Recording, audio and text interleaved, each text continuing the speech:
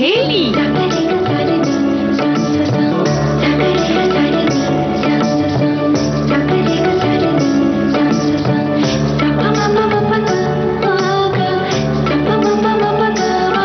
सखी सहेली।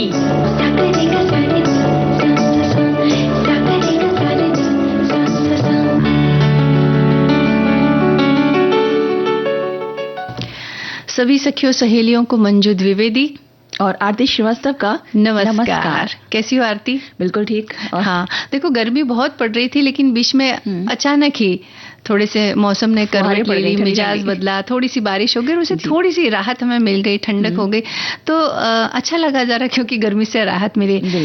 वैसे जब हमारा सेलफोन हमारे हाथ में होता है ना, तो सभी को बड़ा अच्छा लगता है, सुकून मिलता है क्योंकि लगता है ना कि सारी दुनिया हमारे हाथ में एक क्लिक। और एक पल के लिए भी अगर हमारा मोबाइल हमसे दूर जाता है या फिर किसी कारणवश हम उसका इस्तेमाल नहीं कर पाते हैं, तो मन बड़ा बेचैन हो जाता है। बस ऐसा लगता है कि ना जैसे कि दिल सीने से निकल के बाहर चला गया और अगर ऐसे में अगर हमारा सेलफोन खो जाए तो क्या हो?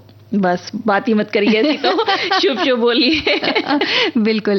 देखिए, सेल फोन जो है आजकल बहुत ही महत्वपूर्ण चीज हो गई है। शायद इसके बिना हमारा काम ही रुक जाता है। कुछ भी खोजबीन करनी हो, हमारे फोटो या हम पेमेंट भी ज्यादातर अपने फोन से ही करते हैं, और बहुत सारी महत्वपूर्ण जानकारियां भी उसके अंदर होती है, और इसके लिए हर व्यक्ति ये चाहता है कि उसका सेलफोन हमेशा उसके पास में रहे। सारा जितना भी महत्वपूर्ण डेटा हमारा होता है वो सारा हमारा सेलफोन के अंदर ही रहता है।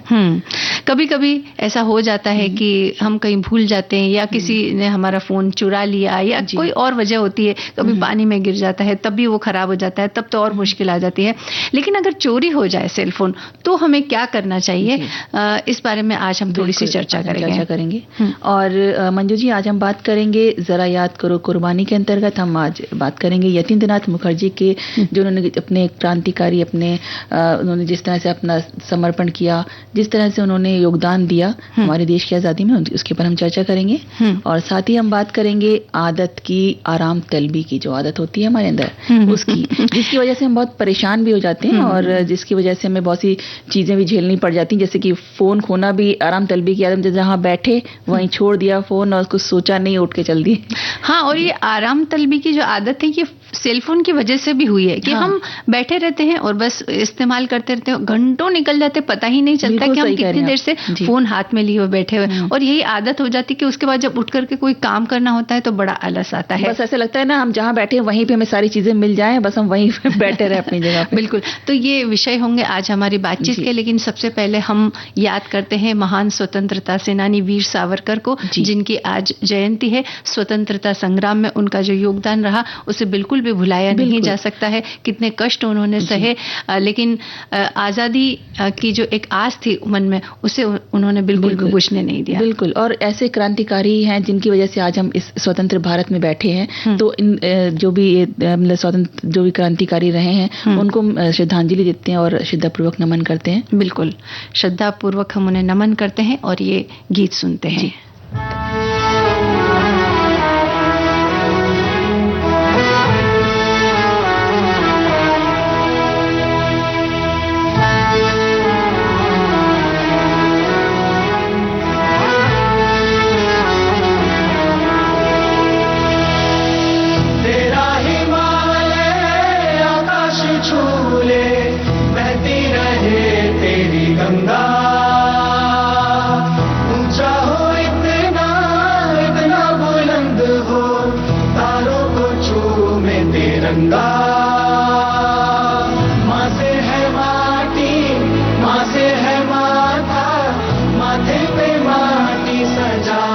चले माए चलती रहे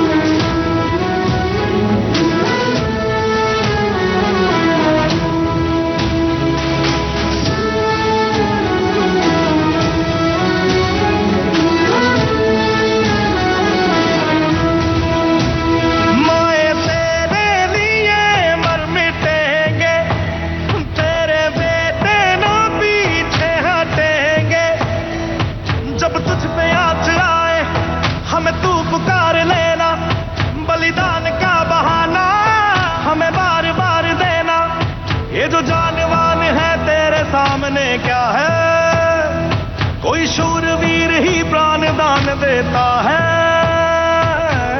माँ से है माटी, माँ से है माथा, माथे पे माटी सजा के चले। माए चलती रहे बेखौफ हवाएं, लहरा के झूमे तिरंगा, आजाद रहे आबाद रहे तू, तारों को झूमे तिरंगा। मेरे लहू का है फायदा क्या, आए ना मां जो ये काम तेरे। माए चलती रहे बेखौफ हवाएं, लहरा के झूमे तिरंगा, आजाद रहे आबाद रहे तू, तारों को झूमे तिरंगा। झूमे तिरंगा, तारों को हाँ झूमे तिरंगा, हाँ झूमे तिरंगा, तारों को हाँ झूमे तिरंगा।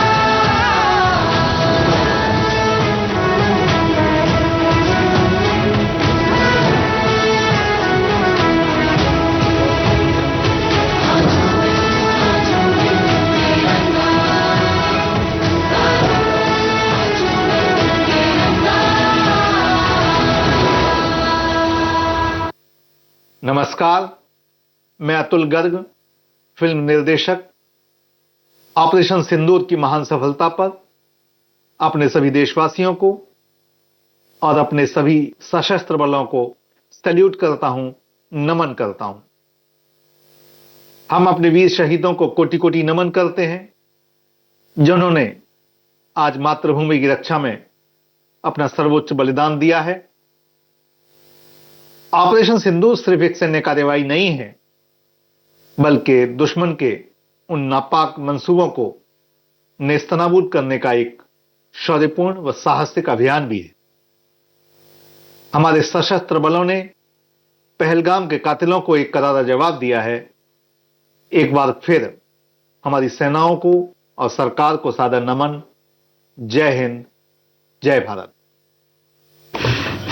आरती, सबसे पहले बात करते हैं कि जब सेल फोन हमारा चोरी हो जाए तो हमें क्या करना है। तो आज के समय में सबसे जरूरी चीज है मोबाइल। हमारा सारा जरूरी डेटा, सारी जानकारी इस छोटे मोबाइल में भरी होती है, इसीलिए हम फोन को लेकर अक्सर ही बहुत सतर्क होते हैं। लेकिन फिर भी कभी जब कुछ ऐसी घटना हो जाए और हमारा फोन खो जाए तो हम कुछ जरूरी कदम उठा सकते हैं। जैसे अगर एंड्रॉयड फोन है तो क्या कर सकते हैं, ये जान लेते हैं। तो फोन के खोते ही हम सोचने लगते हैं कि सिम को कैसे लॉक करें। तो बेहतर होगा कि सबसे पहले जान लें कि एंड्रॉयड स्मार्टफोन में ट्रैक माई फोन का जो फीचर होता है, जो डिवाइस मैनेजर से मिलता है, इसका प्रयोग करना है। इस फीचर का उपयोग लैपटॉप, कंप्यूटर या किसी भी दूसरे मोबाइल से हम कर सकते हैं। बिल्कुल, पहले हम उसको खोजने की कोशिश कर सकते हैं और उसके बाद अगर हमें लगता है कि अगर हमें पूरा कंफर्म है कि नहीं मिलने वाला तो फिर हम उसको लॉक करवा सकते हैं। तो एंड्रॉयड फोन के इंस्टॉल के समय हम गूगल आईडी डालते हैं और उसी वक्त ट्रैक माई फोन एक्टिव हो जाता है। फोन की सेटिंग में जाकर सिक्योरिटी में इसे देखा जा सकता है और चोरी हुए फोन को ट्रैक करने के लिए किसी लैपटॉप या कंप्यूटर पर गूगल में जाकर ट्रैक माई फोन लिखकर हम सर्च करेंगे तो सबसे पहला विकल्प गूगल डैशबोर्ड का आएगा। यहाँ हमें उसी अकाउंट से लॉगिन करना है जिसे हमने चोरी हुए फोन में लॉगिन किया हुआ है, जो उसे जोड़ा हुआ है हमने से। हमें फोन जो ट्रैक है उसका ऑप्शन मिल जाएगा, साथ ही लास्ट लोकेशन भी मिल जाएगी। डिवाइस मैनेजर से लॉगिन करने पर लैपटॉप पर गुम हुए चोरी हुए फोन पर रिंग का ऑप्शन आएगा। हम इस पर रिंग भी कर सकते हैं। अगर किसी के पास मानो पहुंच गया या भूलवश पहुंच गया तो वो अगर वो देना चाह रहा है तो हम उस चीज को अपने रिंग करके उससे कह सकते हैं कि भाई हमें वापस कर दीजिए ऐसी जगह पे आके। ये भी हो सकता है। हाँ बिल्कुल। अगर फोन मिलने की संभावना नहीं है तो हमें तुरंत डेटा नष्ट करना। इसके लिए किसी भी दूसरे डिवाइस से एंड्रॉयड डिवाइस मैनेजर में लॉगिन करेंगे तो सामने ही इरेज डेटा का विकल्प आ जाएगा। इस पर क्लिक करते ही फोन का सारा डेटा डिलीट हो जाएगा। साथ ही गुम हुए फोन का जो पासवर्ड बदलने का भी विकल्प मिलता है। एंड्रॉयड फोन में चोरी हुए फोन पर चेतावनी या मैसेज भी हम दे सकते हैं जिससे आपका फोन वापस मिल सके। और अगर फोन आइकॉन है तो उसे इंस्टॉल करते समय हम उसमें iCloud आईडी भी जोड़ते हैं, जहां फोन चोरी होने पर इस आईडी से लॉगिन करके iCloud डैशबोर्ड का सहारा ले सकते हैं। हम फाउंड माय फोन का ऐप डाउनलोड करके iCloud आईडी से लॉगिन करके लास्ट लोकेशन और लोकेशन हिस्ट्री भी देख सकते हैं। बिल्कुल, और इसमें भी जैसे कि हम आईफोन की बात कर रहे हैं और उसमें iCloud पे सब चीजें रहती हैं, तो इसमें भी डेटा डिलीट करने, चेतावनी देने, पासवर्ड बदलने का विकल्प हमें मिलता है। हम फोन के साथ सोशल मीडिया है, बैंक अकाउंट है, जैसे व्यक्तिगत महत्वपूर्ण जानकारियों को लिंक करते हैं, तो उन्हें भी हम जो हम लिंक किया हुआ है पहले से, तो उन्हें अनलिंक करना बहुत जरूरी होता है। एंड्रॉइड फोन हो या आईफोन, सभी में हमारे ईमेल अकाउंट से ही गूगल ड्राइव सहित कई दूसरे अकाउंट होते हैं, उसको हम अनलिंक कर सकते हैं। चाहे कोई भी फोन हो, जरूरी नहीं कि एंड्रॉइड ही है, आईफोन में भी ऐसा कर सकते हैं। तो एंड्रॉइड में जब हम किसी पीसी या लैपटॉप से ईमेल लॉगिन करेंगे तो साइड में जो फोटो आता है तो हम उस पर क्लिक करना है, हमें इस पर, और उस पर प्रोफाइल और प्राइवेसी का विकल्प आता है, तो उसे ओपन करें। एक्टिविटी पेज खुलेगा जहां से सभी अकाउंट्स और एक्टिविटी में जाकर लिंक हुए जितने भी अकाउंट्स हैं आप उनको अनलिंक कर सकते हैं। बिल्कुल, आईफोन के लिए जब किसी दूसरे डिवाइस से iCloud पर लॉगिन करेंगे तो सेटिंग में अकाउंट का विकल्प आएगा जहां से सारे अकाउंट्स को अनलिंक कर सकते हैं। चाहे तो डिवाइस को iCloud अकाउंट से रिमूव कर सकते हैं। आइकॉन पर ये काम कर रहे हैं तो सेटिंग में हमें अपना नाम दिखेगा, उस पर क्लिक करें, वहां डिवाइस की लिस्ट आ जाएगी और वहां हमें उस डिवाइस से फाउंड माय फोन को ये अनचेक करना है और फिर कनेक्टेड डिवाइस को रिमूव करना है। इस तरह प्रक्रिया पूरी होगी। बताए गए सभी स्टेप्स के बाद हमें अपने सभी अकाउंट्स का पासवर्ड बदल देना है। iCloud, ईमेल, सोशल नेटवर्किंग और बैंकिंग अकाउंट्स का पासवर्ड भी हमें बदल देना है। वैसे ये जो इतनी प्रक्रिया है ना, अभी जब हम बोल रहे हैं तो शायद इसे याद रखना बहुत ही मुश्किल होगा, लेकिन इसका थोड़ी सी प्रैक्टिस आप पहले से कर सकते हैं। ये चीज आप कर सकते हैं ना। एक तो सबसे पहली चीज है कि आईफोन के अंदर जो भी चीजें सेव होती हैं iCloud में रहती हैं, तो उसको आपको, अगर हमने किसी दूसरे फोन या लैपटॉप से, हमारा फोन खो गया मान लीजिए, हमने किसी दूसरे फोन से या लैपटॉप से या किसी और के चीज कंप्यूटर से हमने इसमें लॉगिन किया है ताकि हम उसमें देख सकें, उसे अनलिंक कर सकें, तो फिर हमें उसको अनचेक भी करना है ताकि वहां से भी वो चीजें हट जाएं। ये नहीं कि हमने वहां पे अपना पासवर्ड डाल दिया, अब चलो वहां पे सेव कर दिया, तो वहां से भी हमें हर चीज को हटाना है, तब जाके प्रक्रिया पूरी होती है। ठीक है ना। और इसके बाद ऑपरेटर को कॉल करके तुरंत सिम ब्लॉक कराना जरूरी है और हम नया सिम ले सकते हैं। अक्सर लोग फोन खोने के बाद एफआईआर नहीं कराते कि कौन परेशान हो, कौन थाने के चक्कर काटे, सोचते हैं लोग, तो ऐसा करना बहुत गलत होता है। फोन का IMEI जो नंबर होता है वो फोन नंबर के साथ रजिस्टर होता है। ऐसे में चोरी हुए फोन से कोई भी अनैतिक या अवैध काम कर सकता है और उसमें हमें फंसा सकता है। तो फोन की एफआईआर में फोन का जो IMEI नंबर होता है उसे जरूर डालें। आप इसको नोट करके भी आप रख सकते हैं अपने पास, और जितने भी आपके पासवर्ड्स हैं उसको भी आप वैसे भी आपको सिक्योरिटी के लिए आपके पास रहना चाहिए ताकि आपको याद आ जाए उस समय, क्योंकि बहुत ज्यादा जब हम घबराहट में होते हैं ना तो कोई चीज आती नहीं है ध्यान में, तो आप अपने पास एक ऐसी चीज रखिए जिसमें आप उस चीज को, पासवर्ड को या ये जो नंबर है, इन सब चीजों को, आप जरूरी चीजों को आप रख सकें उनके पास, ताकि ये हमें अगर हम देंगे नंबर तो हम खुद सिक्योर रहेंगे और सिम आपका ब्लॉक हो जाएगा। फोन खोने के बाद भी आपको कोई परेशानी नहीं होनी, इतना घबराना नहीं है, क्योंकि ये बहुत ज्यादा वैसी प्रक्रिया नहीं है। आराम से आपका फोन ना भी मिले तो भी आपका डेटा आप अपने आप उसको खत्म कर सकते हैं, इरेज कर सकते हैं, जिससे कि कोई भी परेशानी नहीं होने वाली। आपका जो डेटा है वो किसी दूसरे के पास नहीं जाएगा और आप उसको नष्ट कर देंगे, या आप उस चीज को अनलिंक करके अपने सोशल मीडिया को, हर चीज को सेव कर सकते हैं। बिल्कुल। और फोन खोने के बाद सबसे पहली चीज जो होती है वो घबराहट होती है, या हम परेशान हो जाते हैं, हमें समझ नहीं आता कि अब क्या करें, क्योंकि व्यक्ति इसलिए घबरा जाता है क्योंकि उसकी बहुत सारी पर्सनल जो चीजें होती है, बातें होती है, वो फोन के अंदर होती है। और घबराहट इस बात की होती है कि अगर ये सारी चीजें किसी और के पास पहुंच गई तो इसका दुरुपयोग हो सकता है और बहुत नुकसान बड़ा हो सकता है। तो सबसे पहले तो शांत रहिए, सोचिए, और जो जानकार व्यक्ति है सबसे पहले उसको संपर्क करके मिलिए, या फिर इन बातों की कुछ जानकारी आप पहले से तैयार करके अपने पास रखें तो अच्छी बात होगी। चलो, तो आप सतर्कता से जल्दी कोई चीज आप कदम उठाएंगे तो आपको परेशानी नहीं होने वाली। बिल्कुल। एक गीत सुन लेते हैं फिर आगे बढ़ते हैं।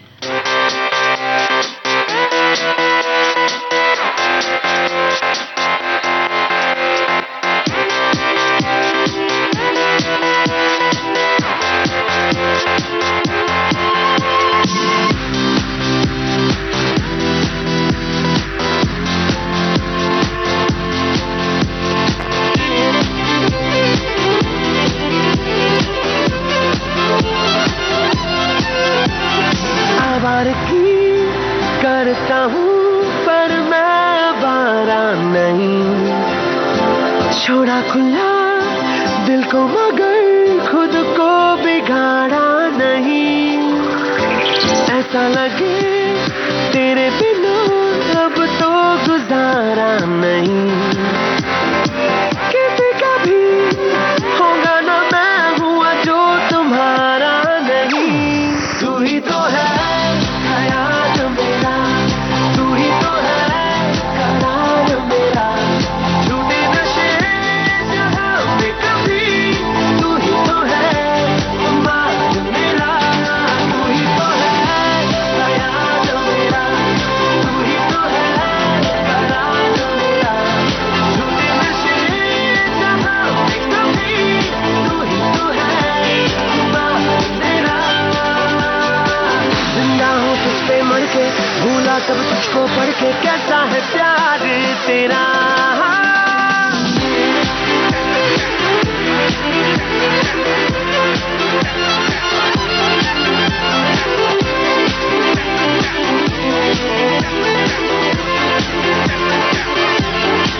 मैं यारा तेरे आगे देखो दिल हारा हूँ, मैं यारा जैसे भी हूँ जो भी हो तुम्हारा हूँ, जो तेरी चाहते समेटे वो किनारा हूँ, कैसे मैं ये कहूँ। मैं यारा तेरे लिए ज़मीं पे उतारा हूँ, मैं तेरी भोली भाली आंखों का इशारा हूँ, जो तेरी चाहते समेटे वो किनारा हूँ, कैसे मैं ये कहूँ। तू बात भी, तू प्यास भी, तू राज भी, मैं हो गया हूँ तेरा। तू ही तो है हयात मेरा, तू ही तो है करार मेरा, झूठे नशे जहां में कभी, तू ही तो है। मैं हूं विजय अकेला। दोस्तों, हमें अपने फौजी भाइयों की हिम्मत और उनके शौर्य पे नाज है। उन्होंने जिस तरह से अपनी वीरता का परिचय दिया है वो अद्भुत है। हम उनका नमन करते हैं। ये जो फ़ोन चोरी की या गुम जाने की जो बात है ना, तो हमारे बहुत सारे साथियों ने अनेक सुझाव दिए हैं या फिर जो बातें उन्हें पता है वो लिख भेजी है। एक हमारे साथी ये बात लिख रहे हैं कि फ़ोन चोरी हो जाता है या कहीं गिर जाता है तो सबसे पहले आपको अपनी टेलीकॉम कंपनी के कस्टमर केयर अधिकारी को कॉल करके इस बात की सूचना देकर अपनी सिम को बंद करवाना चाहिए, क्योंकि अगर आपका फ़ोन किसी और के हाथ में लग गया है तो फिर आपके नंबर्स के सहारे आपको आर्थिक नुकसान पहुंचा सकता है, क्योंकि फ़ोन नंबर से बैंक अकाउंट, आधार कार्ड सभी चीजें जुड़ी होती है। ऐसे में कोई भी व्यक्ति इसका दुरुपयोग कर सकता है, इसलिए सबसे पहले आपको अपने सिम को बंद करवाना चाहिए और फिर FIR दर्ज करवानी चाहिए। जी, और हमारे एक श्रोता है जो कहते हैं कि मोबाइल चोरी या गुम होने की शिकायत दर्ज कराने के लिए भारत सरकार द्वारा जारी हेल्पलाइन नंबर है 14422 पर कॉल या मैसेज करें। आप CEIR पोर्टल पर भी शिकायत दर्ज करा सकते हैं। अपने सेवा प्रदाता को कॉल करें, अपने नेटवर्क सेवा प्रदाता को तुरंत कॉल करें और अपने सिम कार्ड को ब्लॉक करवाएं। अनधिकृत उपयोग को रोकें, इससे आपके फोन का अनधिकृत जो उपयोग है वो रोका जा सकता है। और अपने नजदीकी पुलिस स्टेशन में जाकर FIR दर्ज कराएं। और एक साथी ये बात लिख रहे हैं कि सबसे पहले तो आप घबराएं नहीं। घबरा जाते हैं और फोन की चोरी होने के बाद से जारी करता है वो हम घबराहट के मारे उठा ही नहीं पाए। सबसे पहला कदम कदम नहीं उठा पाते। पुलिस की रिपोर्ट करें और पुलिस को रिपोर्ट करने में बिल्कुल ना घबराएं और अपने सिम को सबसे पहले ब्लॉक करें। ब्लॉक आप बिना फोन की सिम को भी करवा सकते हैं। साथ ही साथ जरूरी है कि जो कुछ वेबसाइट होती हैं जिसमें आपका फोन को ट्रैक किया जाता है, उन वेबसाइट का उपयोग भी कर सकते हैं। आजकल बहुत सारी ऐसी वेबसाइट है जिनके माध्यम से आपके फोन की लोकेशन ट्रैक की जाती है, लेकिन यह तभी हो सकता है जब आपका फोन ऑन हो। ऑन तब तक नहीं हो सकता जब आपका फोन स्विच ऑफ हो या ये सारे कदम उठाकर अपने खोए हुए फोन को ढूंढने में आप एक कदम और बढ़ा सकते हैं। बिल्कुल। और एक श्रोता लिखते हैं कि जी हाँ, आप देखिए ना, पहले फोन लैंडलाइन हुआ करते थे, ना खोने का डर ना लूटने का भय। ये आजकल के बढ़ते सुविधाओं का ही परिणाम है कि फोन तो फोन, लुटेरे ATM तक, मशीन तक लूटे ले जा रहे हैं। खैर, अच्छाई और बुराई हर में रहती ही है और रहती रहेगी। ऐसे में हमें सावधानी बरतनी है। इसलिए आजकल लाख रुपए के फोन आ रहे हैं और वहीं फोन खो जाए तो खोने पर सबसे पहले फोन के डिब्बे को सुरक्षित रखें और रसीद को निकालकर फोन का विशिष्ट नंबर ज्ञात कर पुलिस को एक FIR दर्ज कराएं, जिससे कि जो साइबर क्राइम ब्रांच से सर्विलांस नंबर पर वो जो नंबर है वो फीड करके खोजा जा सकता है। इसके लिए आजकल घर बैठे ही किसी अन्य मोबाइल से जानकार लोग शिकायत दर्ज करा सकते हैं। ऐसी सुविधा आजकल के इंटरनेट युग के ही परिणाम से है। और एक साथी ये भी लिखते हैं कि आजकल स्मार्टफोन महज लोगों से कनेक्ट होने का जरिया नहीं रह गया है। इसमें आपके कई जरूरी डॉक्यूमेंट, आपके प्राइवेट फोटो और ऑनलाइन बैंकिंग से जुड़ी डिटेल तक रहती है।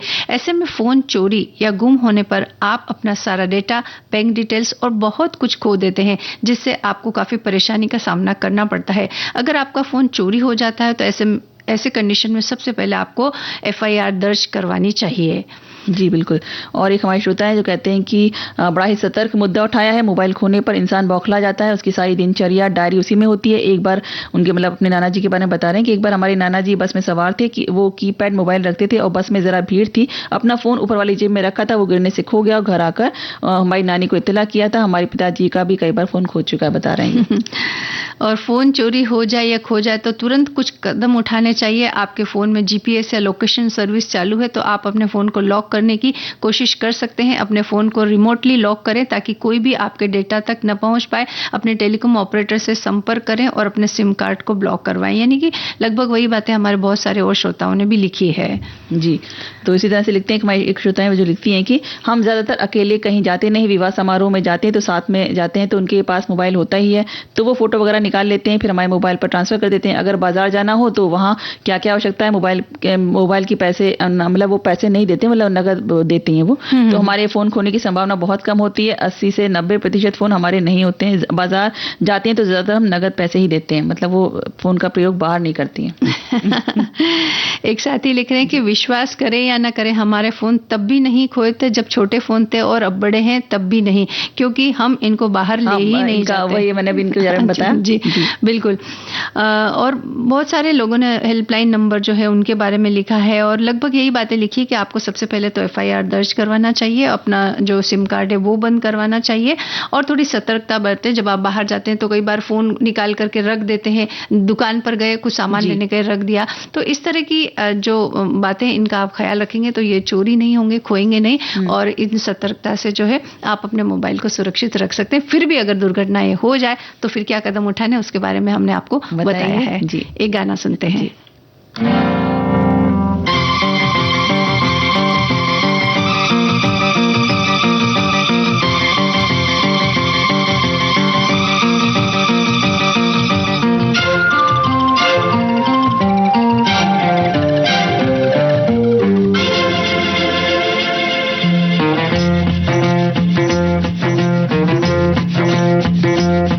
अरे होगा तुमसे प्यारा कौन, हमको तो तुमसे है हे कंचन, अरे हे कंचन प्यार।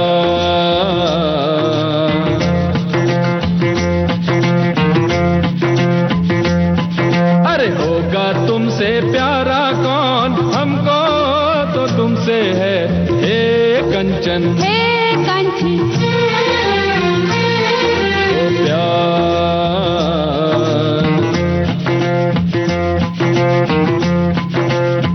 ऊंचे घर वाली हो या गलियों की रानी, कोई हो तुम रहती हो कहीं।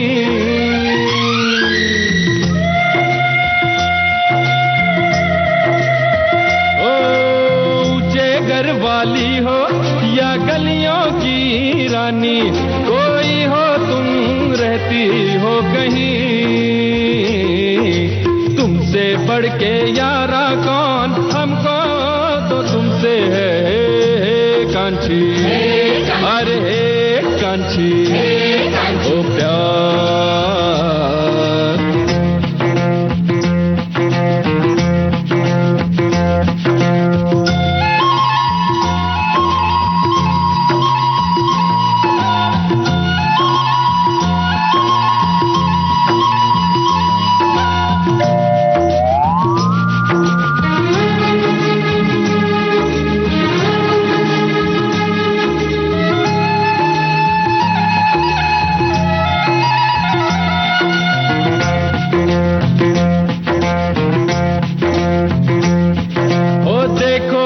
आंखों में ये सूरत है किसकी, हो एक नजर तो देखो कम से कम। देखो इन आंखों में ये सूरत है किसकी, हो एक नजर तो देखो कम से कम।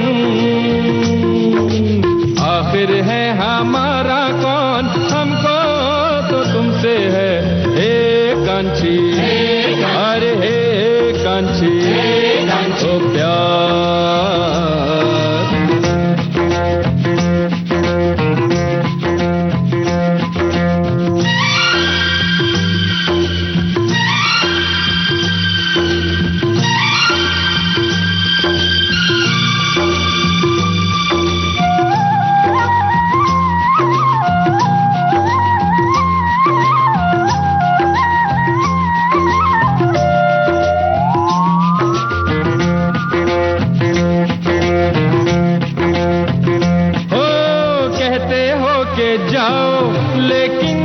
बतलाओ, हो जाए भी तो जाए हम कहाँ।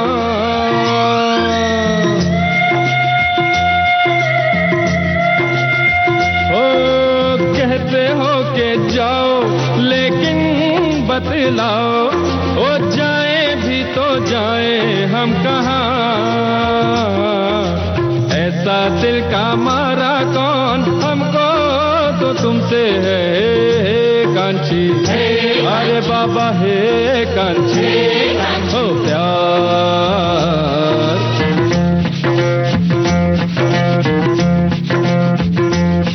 अरे होगा तुमसे प्यारा कौन, हमको तो तुमसे है हे कांची, अरे हे कांची, प्यार।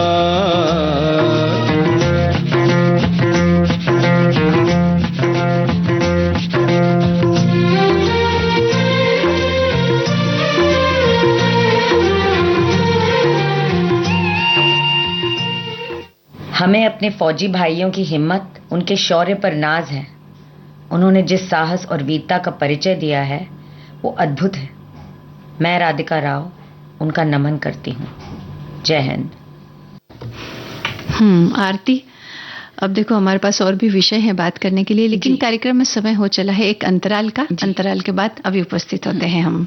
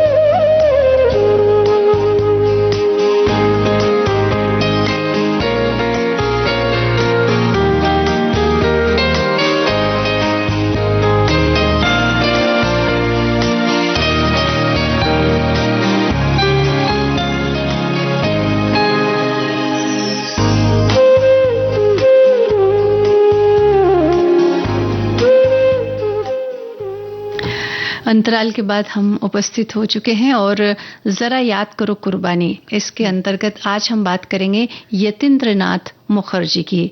महान क्रांतिकारी यतीन्द्रनाथ मुखर्जी का जन्म 8 दिसंबर 1879 को कुश्तिया में हुआ, जो अब बांग्लादेश में है। जब यतीन्द्र केवल 5 वर्ष के थे तब उन्होंने अपने पिता को खो दिया और अपनी मां की देखरेख में पले बढ़े, जो कि एक प्रतिभाशाली कवयित्री थी। अपनी पढ़ाई पूरी करने के बाद यतीन्द्र ललित कला का अध्ययन करने कोलकाता चले गए। यहीं वो स्वामी विवेकानंद के संपर्क में आए, जिन्होंने उनकी विचारधारा को प्रभावित किया।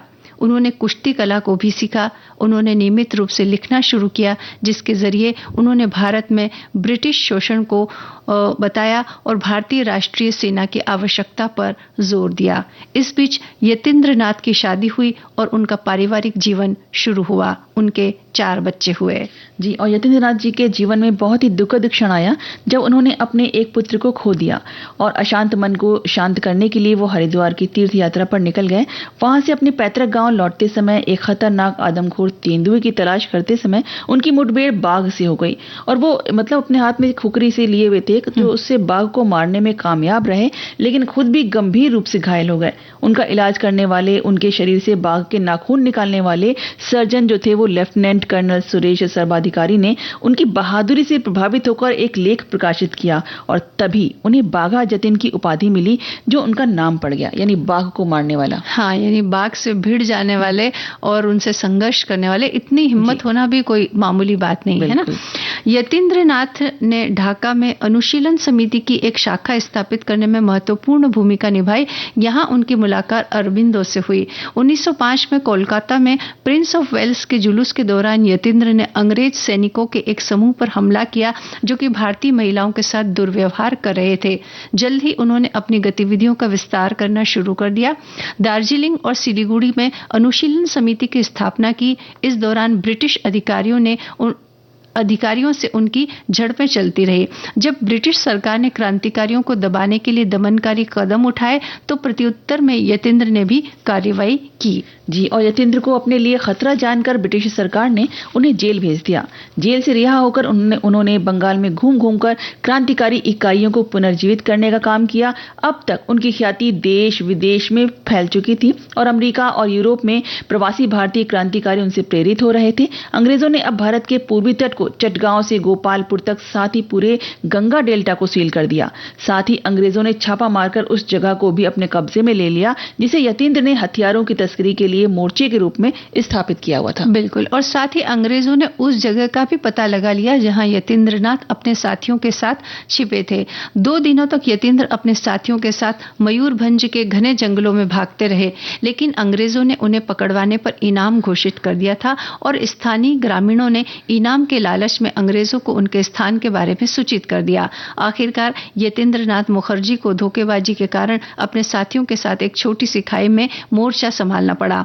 अपने साथियों के बार बार आग्रह के बाद भी यतीन्द्र अपने साथियों को छोड़कर नहीं गए और लड़ते रहे। कुल 5 क्रांतिकारी और अंग्रेजों का सशस्त्र पुलिस दल तीव्र गोलीबारी में ब्रिटिश पक्ष को बड़ी संख्या में उन्होंने नुकसान पहुंचाया। जी, और इस लड़ाई में यतीन्द्र बहुत बुरी तरह से घायल हो गए थे और 10 सितंबर 1915 को जिस यतीन्द्रनाथ मुखर्जी ने बाघ को अपने हाथों से मार डाला था, अंग्रेजों के खिलाफ लंबी क्रांति का नेतृत्व किया। गोली लगने से वो वीर गति को प्राप्त हुए और ये बंगाल का शेर सदा के लिए खामोश हो गया। ऐसा एक नायक जिसे पकड़ने निकले ब्रिटिश खुफिया प्रमुख चार्ल्स टिगार्ट ने भी कहा था, हालांकि मुझे अपना कर्तव्य निभाना था लेकिन मेरे मन में उनके लिए बहुत प्रशंसा है। वो एक खुली लड़ाई में मर गए। टिगॉट ने यह भी दावा किया कि यदि यतीन्द्र अंग्रेज होते तो उनकी प्रतिमा ट्रफलगर स्क्वायर पर नेल्सन की प्रतिमा के बगल में होती। नेल्सन एक बहुत ही बड़े उनके फेमस सैनिक थे ब्रिटिश सरकार के, तो उनके लिए बोला था उन्होंने। अच्छा, तो ऐसे जो महान क्रांतिकारी यतीन्द्रनाथ मुखर्जी, उनको हम सादर नमन करते हैं और अब एक गीत सुनते हैं। जी।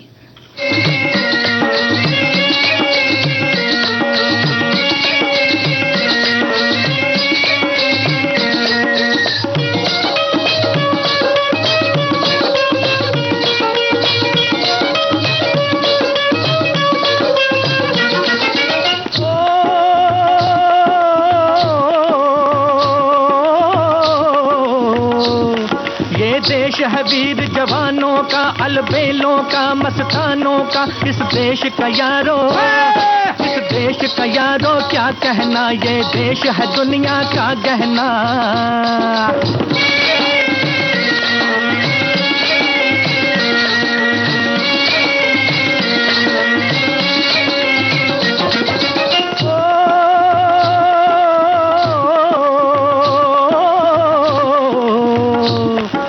चौड़ी छाती वीरों की, यहाँ भोली शक्लें हीरों की। यहाँ गाते हैं रांझे, यहाँ गाते हैं रांझे, मस्ती में मचती हैं धूमें बस्ती में।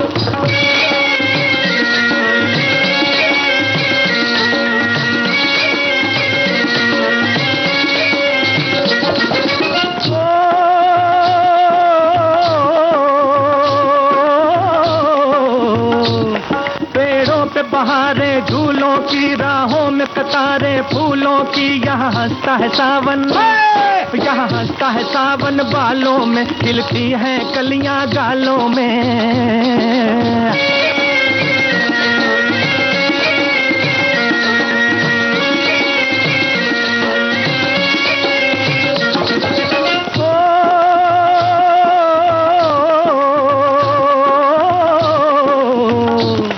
कहीं दंगल शौक जवानों के, कहीं करतब तीर कमानों के, यहाँ नित नित मेले, यहाँ नित नित मेले सजते हैं, नित ढोल और ताशे बजते हैं।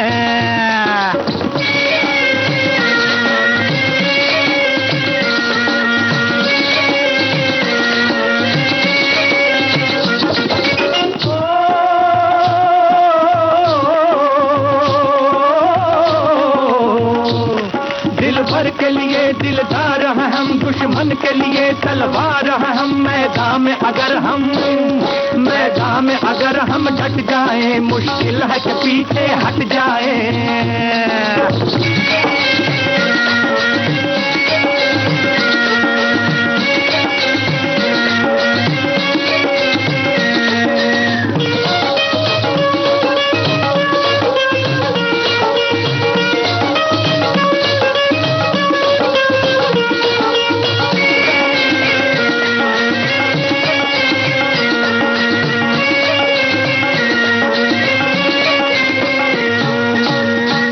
नमस्कार, मैं हूं उदित नारायण। अपनी भारतीय सेना के सशस्त्र बलों को बधाई देता हूं ऑपरेशन सिंदूर की सफलता पर। उन्होंने जिस शौर्य और पराक्रम से दुश्मनों को परास्त किया। जय भारत। आदत आराम तलबी की। वैसे आराम किससे पसंद नहीं होता, सब चाहते तो यही है कि भाई आराम से रहें, आराम करें, कुछ काम ना करना पड़े। लेकिन ये आदत बन जाती है ना मंजू जी, तब ये थोड़ी परेशान करती है कि मतलब फिर आप जो एक इंसान एक्टिव रहता है ना, वो हर तरह से सतर्क भी रहता है, हर तरह से उसको पता रहता है कि हमें क्या करना है, आगे क्या हमें कदम उठाना है, क्या नहीं करना है। लेकिन जो आराम तलब होगा वो आराम से बस बैठा रहेगा, सोचेगा सब कुछ हमें उसी जगह मिल जाए। एक्टिव रहना तो एक अलग बात है, लेकिन अगर हम अपने स्वास्थ्य की बात करें तो अगर आप अधिक आराम करेंगे तो आपकी तबीयत खराब होगी। अगर आप अधिक आराम करेंगे, काम नहीं कर पाएंगे तो आप अर्थोपार्जन कैसे कर पाएंगे, अपने घर का काम यानी घर की व्यवस्था कैसे बना पाएंगे। तो इन सब व्यवस्थाओं को सुचारू रूप से चलाने के लिए काम करना बहुत जरूरी है, या शरीर की हलचल बहुत जरूरी है। सबसे बड़ी जो चीज है वो है स्वास्थ्य। बिल्कुल। और अक्सर ये होता है ना कि जैसे कि जो आराम तलबी की जो आदत है ना, वो हमें बहुत ज्यादा परेशानियों में डाल देती है। कभी कभी ऐसा नहीं होता कि कोई अचानक से मेहमान आ गया, हम सोचते हैं ना घर की सफाई चलो ठीक है अभी पड़ा रहे तो भी थोड़ी देर में उठेंगे तो कर देंगे, पहले हम थोड़ा सा आराम कर लेते हैं, थोड़ा लेट लेते हैं, बैठ लेते हैं, और इस चक्कर में कुछ होता नहीं है। और अचानक से कोई मेहमान आ गया, उसके बाद जल्दी जल्दी भागो, सारे सामान जो भी है दिख रहे हैं आसपास, उल्टे सीधे कपड़े पड़े हैं, जल्दी उठा के अलमारी में ठूसो, उसको दराजों में डालो, जल्दी से बंद करो, सब चीजें एकदम दिखे कि हाँ घर व्यवस्थित है। और आपने कर किसी एकदम भूल गया, आपको ध्यान नहीं रहा, किसी के सामने खोल दिया अलमारी, सब बड़बड़ा के कपड़े आपके ऊपर। बिल्कुल, यानी कुल मिला के कहने का मतलब ये कि अव्यवस्थाएं हो जाती है अगर हम समय पर काम ना करें तो। समय पर अगर जल्दी तैयार होकर के काम खत्म करके ना निकले तो हम ऑफिस के लिए लेट हो जाते हैं, स्कूल जाने के लिए लेट हो जाते हैं, या और कहीं जाना है तो उसके लिए हमें देरी हो जाती है। तो ये जो सब चीजें हैं, हालांकि आराम करना भी बहुत जरूरी है कि जब आप दिन भर काम करते हैं तो एक नियत समय होता है, यानी कि रात के 10 या 11 बजे उस समय आपको आराम करना भी बहुत आवश्यक है। 6 घंटे की नींद लेना बहुत जरूरी है। लेकिन कुछ लोगों को आदत होती है कि कहीं भी बस सिर टिकाया नींद आ गई, चाहे वो बस में हो, चाहे कहीं और जा रहे हो, या कई बार तो ऑफिस में भी ऐसा होता है कि नींद आ रही, ऐसा सिर टिकाया कुर्सी के ऊपर और नींद आ जाती। उससे आपकी छवि भी खराब होती है, क्योंकि ऑफिस हम जाते हैं काम करने के लिए, या फिर स्कूल जाते हैं हम पढ़ाई करने के लिए। तो ऐसे समय में अगर हम आराम करने की जो आदत है अगर उस समय हमारे ऊपर हावी हो गई तो ये हमारी छवि को भी खराब करती है। और ये परेशानी में डाल देती है ना, जैसे कि हम ट्रेन में बैठे हुए, हम वहां पे इसमें सो गए तो पता चला हमारा स्टॉप निकल गया और हम बस, और फिर क्या होता है कि अक्सर हमें फिर पूरा रास्ता वापस से तय करके हमें जाना है पीछे, तो ये बहुत परेशानी का भी कारण बन जाता है। हाँ, और घर में जैसे सामान कुछ खत्म हो रहे हैं, दवाइयां खत्म हो रही है, या कुछ जरूरी चीज है वो भी लाना है, लेकिन लेकिन आलस की वजह से या आराम तलबी की वजह से हम बाजार नहीं जा पा रहे हैं, तो घर की व्यवस्था है वो भी डगमगा जाती है। और फिर यही अव्यवस्थाएं घर में झगड़े का कारण भी बनती है कि जब बाहर जो लोग गए हैं वो घर में आते कहते अरे हमने तुमको कहा था कि ये चीज ला करके रख देना, लाए नहीं, घर में सब्जी नहीं है, फल नहीं है, या और कोई चीज खत्म हो गई है वो नहीं है। तो ये घर के अंदर अव्यवस्थाएं जब फैलती हैं तो घर के झगड़े का या अशांति का कारण भी बनती है, और स्वास्थ्य भी खराब होता है ना। कई बार ये जो आराम तलबी की आदत होती है ना, वो हमें लापरवाही में बदल जाती है। क्योंकि ना अक्सर क्या होता है, महिलाओं में होता है ऐसा, ऐसे तो सभी में होता है लेकिन महिलाओं में ज्यादातर होता है ना कि वो कहती हैं कि हाँ अभी सर में दर्द हो रहा है या पैर में दर्द हो रहा है, कहीं दर्द हो रहा है, चलो दिखा लेंगे, थोड़ी देर बाद में दिखा लेंगे डॉक्टर को, थोड़ा सा दर्द ही तो है। वो दर्द बढ़ते बढ़ते जब तक उनकी परेशानी इतनी ज्यादा नहीं बढ़ जाती कि उनको एडमिट ना करना पड़े या बहुत ज्यादा दवाइयां ना लेनी पड़े, तब तक वो जाती नहीं है। अगर वही चीज अगर पहले ही जब शुरू है तभी आप दवाई ले लें या डॉक्टर को दिखा लें, तो डॉक्टर बताएगा कि क्या परेशानी है, उस हिसाब से दवाई देगा, आप ठीक हो सकते हैं। ये लापरवाही का एक उदाहरण है। ऐसे ले लिया कहीं से, ये चीज नहीं करना चाहिए। अपने आप अपना इलाज मत करिए। खासकर चलो घरेलू चीजें आप कर सकते हैं, लेकिन आप जो एलोपैथिक दवाइयां उनको मत लीजिए अपने आप। बिल्कुल, ये एक लापरवाही का उदाहरण है कि अपने प्रति लापरवाही ना बरते। हालांकि अधिकतर महिलाओं को ऐसा होता है कि घर के काम, बच्चों को संभालना, उनकी जिम्मेदारियां कुछ ज्यादा होती है, इस वजह से वो अपने प्रति लापरवाह हो जाती है। अपने कामों को लेकर के उन्हें लगता है मैं बाद में कर लूंगी, पहले इन चीजों को देख लूं। इस चक्कर में ऐसा हो जाता है कि वो खुद के स्वास्थ्य के प्रति थोड़ी लापरवाह हो जाती है, लेकिन ऐसा नहीं करना है हमें। तब भी हमें सतर्कता बरतनी है। और जब ठंड के मौसम की अगर हम बात करें तो ठंड के मौसम तो ऐसा होता है कि रजाई से बाहर निकलने का मन ही नहीं करता है, और सब ये सोचते हैं कि चादर ओढ़ के, रजाई ओढ़ करके बैठे रहो और बैठे बैठे जो काम हो सके कर लो। लेकिन तब भी हमें सतर्कता रखना जरूरी, या उठ करके बाहर निकलना है, अपना काम करना है, वो भी जरूरी। तब भी ऐसा नहीं कि जरूरत से ज्यादा बॉडी आपकी एक्टिव भी बनी रहेगी और जो ब्लड सर्कुलेशन है वो अच्छे से बना रहेगा ना, तो आपको इतनी ज्यादा सर्दी लगेगी भी नहीं जब आप बाहर निकल आएंगे रजाई से। हमारे बहुत सारे साथियों ने बातें लिखी है कि एक साथी लिखते हैं कि आराम करने की आदत को कुछ तरीकों से बदला जा सकता है। स्वस्थ भोजन, व्यायाम और पर्याप्त नींद लेना आराम करने की आदत को कम करने में मदद करता है। आराम करने के बजाय काम पर ध्यान केंद्रित करें और अपने लक्ष्यों को प्राप्त करने के लिए प्रयास करें। यदि आप आराम करने के बजाय कुछ और करना चाहते हैं तो अपनी आदतों को बदलें। उदाहरण के लिए, यदि आप आराम से लेटने की जगह योग या व्यायाम करने की आदत डालते हैं तो यह मदद कर सकता है। आराम करने के लिए समय निर्धारित करें। आप अपने दिन में कुछ समय आराम के लिए निर्धारित कर सकते हैं, लेकिन इसका मतलब ये नहीं कि आपको दिन का अधिकांश समय आराम में ही बिताना चाहिए। यह जानने के लिए कि आप कितनी बार आराम करते हैं, अपनी आदतों को ट्रैक करें। यह आपको अपनी आदतों को बदलने में मदद कर सकता है। जी, और एक श्रोता है जो एक कविता के माध्यम से समझा रहे हैं कुछ, तो आराम की चादर ओढ़ी जो मैंने, सपनों की आंखें नम हो गईं, जिन राहों पे जाना था दिल ने वो राहें भी अब कम हो गईं। सहूलियतें जब सांसों में आई, मेहनत ने मुड़कर देखा नहीं, जो आग थी सीने में जलती वो राख हुई पर चीखा नहीं। हर रोज बहाना बनता गया, कह के कि आज टलता गया, जो जोश कभी जुनून था मेरा वो धीरे धीरे ढलता गया। तब जाना मैंने सच्चाई, ये आराम नहीं बस फांस है, ये आराम तलबी वो जाल है जो काटे सपनों की सांस है। अब तो ठानी जागूंगा मैं, हर पल कुछ कर जाऊंगा मैं, आराम नहीं अब काम ही धर्म, यही मेरा संकल्प कर्म। क्या बात है, क्या बात है, बड़ी अच्छी कविता। एक साथी लिख रहे हैं कि जब आराम तलबी की आदत लग जाए तो घर में देखा देखी औरों को भी आदत लगने में देर नहीं लगती। बैठे बैठे फरमाइशों के दौर शुरू हो जाते हैं। बच्चे भी ऑर्डर पेश कर देते हैं, जैसे होटल में हो। एक गिलास पानी खुद से पीना मुहाल, जो मुस्तैदी से काम करता है उसको ही सब काम बताते रहते हैं। ऐसे में सबको ना कहने की पहल करने से सब समझ जाएंगे, ज्यादा ऐश नहीं, अब खुद से काम करने होंगे। और आरती, यहाँ मैं एक बात जरूर कहना चाहती हूँ कि माता पिता अपने बच्चों को इस तरह की आदतें ना डालें, है ना। अक्सर माता पिता अपने बच्चों से बहुत ज्यादा प्यार करते हैं और उस प्यार को जताने के चक्कर में वो ऐसा करते हैं कि हर चीज वो बच्चे को हाथ में ला करके देते हैं, कोई काम तो उन्हें बताते ही नहीं। लेकिन ऐसा करके माँ बाप अपने बच्चों के साथ दुश्मनी कर रहे हैं, क्योंकि जब बच्चे बड़े होंगे, एक बाहर के जीवन से जब उनका सरोकार होगा, तब क्या होगा, तब तो कोई उन्हें मदद करने वाला नहीं है। और आजकल अधिकांश बच्चे पढ़ने के लिए बाहर जाते हैं, नौकरी के सिलसिले में बाहर जाते हैं। अगर उनको ऐसी आदत हुई कि उनको काम करने की बिल्कुल आदत नहीं, तो ये उनके लिए परेशानी का सबब बनेगी। मजबूत बनाइए ताकि वो अपने आप अपने पैर पे खड़े हो सकें, सब चीजों को झेल सके, परेशानियों को मैं किस तरह से हमें डील करना है वो सीख सके। हाँ, और उनसे छोटे छोटे काम करवाइए। बिल्कुल, लाड़ प्यार के चक्कर में ऐसा नहीं कि बच्चों को बिठा के रखे, जैसे उनकी उम्र थोड़ी ठीक ठाक हो जाए तो छोटे छोटे काम उनसे करवाइए, ताकि उनको काम करने की एक आदत भी होगी और दूसरा उनका अनुभव भी होगा। क्योंकि कई अधिकतर बच्चों को मैंने देखा कि किसी भी काम का उन्हें अनुभव नहीं है, इसके लिए वो निर्णय ले ही नहीं पाते हैं कि क्या करना है क्या नहीं करना है। तो इस बात का भी हमें ख्याल रखना है। एक हमारे साथी ने लिखा है कि आराम की आदत एक ऐसी प्रवृत्ति है जिसमें व्यक्ति अपने जीवन में शांति, सुख और संतुष्टि को प्राथमिकता देता है। इसमें तनाव मुक्त रहने, अपने शौक पूरे करने और जीवन को आनंद पूर्वक जीने की इच्छा शामिल होती है। ये आदत व्यक्ति को जीवन की चुनौतियों का सामना करने में मदद करती है और उसे अधिक सकारात्मक और ऊर्जावान बनाती है। बिल्कुल। एक हमारे श्रोता लिखते हैं कि आदत आराम तलबी की, भाई आदत तो आदत है और यदि लग गई तो फिर कहने ही क्या। वैसे कहा गया है कि आलस्यो ही मनुष्याणाम शरीरस्थो महान रिपु। तात्पर्य यह है कि मनुष्य के शरीर में स्थित आलस्य ही मनुष्य का सबसे बड़ा दुश्मन है। इसके द्वारा ही आलस और प्रमाद का जनन होता रहता है और हम उसके ही अभ्यस्त हो जाया करते हैं और ईश्वर को पुकारते रहते हैं। तभी तो कहा गया है कि दैव दैव आलसी पुकारा। इसलिए इस आलस में पड़कर आराम तलबी की आदत में स्वयं को न डालते हुए अपने काम में लगे रहें और जीवन को यापन करते हुए अपने जो आयु है उसका सही उपयोग करें।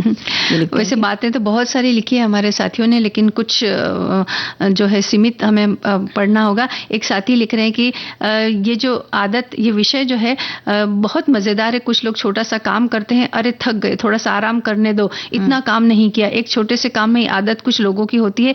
ये ना इंसान को बिगड़ने का काम करती है, साथ ही साथ रिश्ते भी खराब करती है, साथ ही साथ इंसान को आलस की ओर ले जाती है। छोटे छोटे बाद में आराम के कारण और ये इतना नुकसान दे जाते हैं कि आप इतने आलसी हो जाते हैं कि एक वक्त के बाद कोई काम ही नहीं कर पाते हैं और अपने आराम की आदत का की वजह से छोटा सा काम भी नहीं कर पाते हैं, थक जाते हैं। तो ये हमारे जो श्रोता हैं वो लिखते हैं कि आराम तलबी, इसे आराम को तलब करना या झपकी भी कह सकते हैं। गुजराती में इसे जोलू कहा जाता है, जो बिन समय खासकर दोपहर के भोजन के बाद लिया जाता है। रात के समय पूर्ण रूप से जो ली जाती है उसे नींद कहा जाता है और दोपहर के लंच के बाद लिए जाने वाली छोटी नींद को, जिसे हम झपकी कहते हैं, ये आदत मुझ में है। ये कहने में कोई अतिशयोक्ति नहीं। भोजन करने के बाद पाचन के लिए कार्यरत अंगों को लहू की जरूरत पड़ती है, तब मस्तिष्क तक जो आराम मिलता है उसे छोटी नींद या झपकी कहा जाता है। वैसे झपकी सभी लोग नहीं लेते, मगर मेरे जैसे सेवानिवृत्त वरिष्ठ लोग जरूर लेते होंगे। चलो एक गीत सुनते हैं, हम भी थोड़ा आराम ले लें।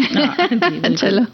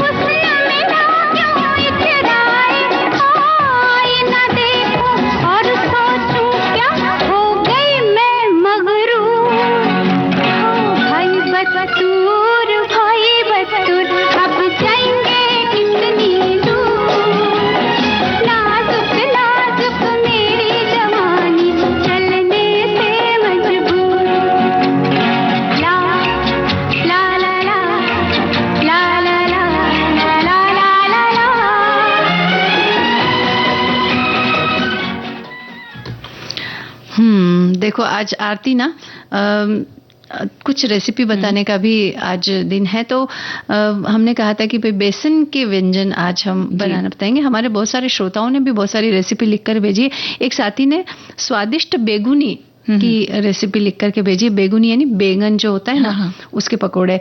तो सामग्री जो चाहिए वो है बेसन 250 ग्राम, गोल बैंगन 2, नमक स्वादानुसार, लाल मिर्च आधा टीस्पून, कलौंजी हाफ टीस्पून, अजवाइन हाफ टीस्पून और 1 टीस्पून चावल का आटा।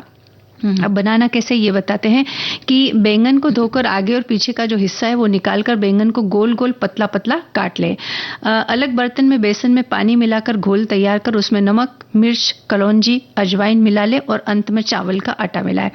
अब इस घोल को 15 से 20 मिनट छोड़ दीजिए। ध्यान रहे घोल बहुत अधिक पतला न हो। कढ़ाई में तेल गरम करके कटे हुए बैंगन को बेसन के घोल में डीप करके और उसे सुनहरे कलर में फ्राई होने तक उसको अच्छे से तल लें और प्लेट में रखकर हरी पुदीना या धनिया चटनी के साथ सर्व करें। स्वादिष्ट बेगुनी का आनंद ले। यानी एक तरीके से जैसे हम आलू के पकोड़े बनाते हैं उस तरह से ये बैंगन के पकोड़े हैं। लेकिन हाँ, एक बात का ध्यान रखना चाहिए कि जब आप खाते हैं ना इन्हें, तो ऊपर का पोर्शन जो है वो जल्दी ठंडा हो जाता है, लेकिन अंदर बैंगन का जो हिस्सा है ना वो बहुत देर तक गर्म रहता है। तो खाते समय थोड़ी सावधानी बरते। कई बार ऐसा होता है हम ये सोचते कि ठंडा हो गया खाने की सोचते हैं, लेकिन वो जो बैंगन होता है ना वो अधिक गर्म होने की वजह से मुंह में चिपक करके मुंह जलने का खतरा रहता है। तो ये जरा आप ध्यान रखें इस बात का। एक हमारे श्रोता है जो उन्होंने भेजी है रेसिपी की बेसन की चटपटी कचौरी। इसके लिए हमें चाहिए 1 कप बेसन, सौंफ और जिसमें चाहिए मैं आधा चम्मच सौंफ चाहिए, हल्दी 1 चुटकी और कुटी हुई लाल मिर्च, आधा 1/4 चम्मच धनिया का पाउडर, 1 चम्मच अचार का मसाला, 1 चम्मच नमक और जो नमक है वो स्वादानुसार है। अचार का मसाला 1 चम्मच चाहिए, नमक स्वादानुसार चाहिए, घी 1 बड़ा चम्मच, तेल तलने के लिए चाहिए। अब एक बाउल में आटा ले लीजिए, उसमें अजवाइन, नमक, कलौंजी और घी डाल लीजिए। फिर इसे नरम आटा गूंथकर कुछ समय के लिए अलग रख दीजिए, यानी सेट होने के लिए। दूसरी तरफ स्टफिंग बनाने के लिए एक पैन में 1 चम्मच तेल गरम करें, उसमें हींग, जीरा और सौंफ डालें। फिर बारीक कटे प्याज और हरी मिर्च डालकर कुछ सेकंड तक उसे भून लीजिए। अब उसमें 1 कप बेसन डालें और 2 मिनट तक उसको भून लीजिए। फिर इसमें बारीक कटी हुई लाल मिर्च, धनिया पाउडर और अचार मसाला डालकर अच्छी तरह से मिलाते हुए पकाइए। 2 मिनट पकाने के बाद गैस बंद कर दीजिए और उसमें हरा धनिया डालकर मिला लीजिए। इसके बाद गुथे हुए आटे की लोइयां बनाइए, हल्का सा बेल लीजिए। फिर तैयार बेसन की स्टफिंग की एक बॉल बनाकर बीच में रखें और चारों तरफ से बंद करके फिर से एक बॉल बना लें। फिर इसे पूरी के आकार में बेलें। गरम तेल में कचौरियों को डीप फ्राई करें जब तक कि वो सुनहरी और कुरकुरी ना हो जाए। तैयार कचौरियों को आलू की सब्जी या चटनी के साथ आप परोस सकते हैं और खा सकते हैं। और मंजू जी एक बहुत ही अच्छी सी मीठी सी, क्योंकि हम लोगों ने नमकीन बता दिया, एक मीठी सी रेसिपी है बेसन की गुड़ वाली बर्फी। अच्छा, इसके लिए चाहिए हमें 2 कप बेसन, 1 कप गुड़ बारीक कटा हुआ कद्दूकस करा हुआ, 2 चम्मच सूजी चाहिए, 1/4 चम्मच पिसी हुई इलायची, 1 कप घी, आधा कप बारीक कटे ड्राई फ्रूट्स। अब विधि जान लेते हैं। सबसे पहले बेसन को कढ़ाई में डालकर भून लेंगे सुनहरा होने तक। अब घी डालकर मिक्स कर लीजिए और भूनेंगे वापस से इसको। अब 2 चम्मच सूजी डाल देंगे, अच्छे से भून लेंगे। अब कटा हुआ गुड़, पिसी इलायची और बारीक ड्राई फ्रूट्स निकाल लेंगे। इन सभी सामग्री को बेसन में डाल देंगे, अच्छे से मिक्स करेंगे जब तक गुड़ पिघल जाए और अब घी लगी ट्रे में डालकर उसको सेट कर लेंगे। 5 मिनट के बाद चाकू से कट लगा लेंगे। ठंडा हो जाए तो पीस निकालकर आप उसको खा सकते हैं और तैयार है स्वादिष्ट बेसन की बर्फी। अच्छा, बेसनी पनीर भुर्जी ये बता देते हैं। 100 ग्राम पनीर, 2 चम्मच बेसन, 1 कटोरी बारीक कटा प्याज, 2 टमाटर बारीक कटा हुआ, 5 से 6 लहसुन बारीक कटा, नमक स्वाद अनुसार, आधा कटोरी दही, 1 चम्मच धनिया पाउडर, 1 चम्मच हल्दी, 1 चम्मच लाल मिर्च, आधा चम्मच कसूरी मेथी, 1 चम्मच कश्मीरी लाल मिर्च, 1 चम्मच तेल और आधा चम्मच बटर। ये सामग्री है। विधि: दही में हल्दी, मिर्च और धनिया पाउडर मिक्स करें। तेल में बेसन को भुनें, उसमें कश्मीरी लाल मिर्च और कसूरी मेथी को भी हल्का सा भुनें। दही के मिश्रण में भुना हुआ बेसन मिक्स करें। बटर मेल्ट करें और कटा लहसुन भुनें। प्याज भुनें और टमाटर को भी नमक डालकर गलने तक भुनें। जब प्याज टमाटर की ग्रेवी तैयार हो जाए तो दही बेसन का मिश्रण डालें और अच्छे से मिक्स करें। पनीर को मैश करके डालें और मिक्स करें। टेस्टी बेसनी पनीर भुर्जी रेडी है। बहुत बढ़िया। और इसके अलावा और भी कई सारी जो है रेसिपी बहुत सारी श्रोताओं ने लिख करके भेजी है, लेकिन सब रेसिपी को शामिल करना थोड़ा सा मुश्किल होगा। ब्रेड के बेसनी कटलेट ये भेजी है, बेसन की चटपटी कचौरी, और इसके अलावा बेसन की अरबी है, दही बेसन के सैंडविच है, और बेसन आलू का चटपटा स्वाद, और बेसन की खीर, और इसके अलावा बेसन पोहा कटलेट, यानी कितनी सारी रेसिपी लिखकर भेजी। तो हम सभी श्रोताओं को धन्यवाद देते हैं। आपकी सारी रेसिपी हमने पढ़ी जरूर है और इसका उपयोग हम भी करेंगे, लेकिन अब घड़ी की तरफ जब हमने नजर डाली तो समय पूरा होने को है। आज्ञा दीजिए कार्यक्रम समाप्त करने की। आप सभी को मंजू द्विवेदी और आरती श्रीवास्तव का नमस्कार।